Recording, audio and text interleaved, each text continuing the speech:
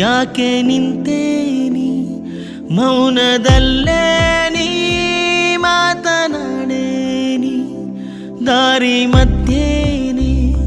ಕತ್ತಲಾದಾಗ ಬೇರೆ ಏನಿಲ್ಲ ದೀಪವಾಗು ನೀ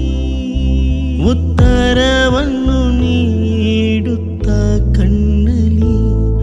ಉತ್ಸಾಹವನ್ನು ತುಂಬು ನೀ ನನ್ನಲ್ಲಿ ಸಾಂತ್ವನ ನೀಡಿದ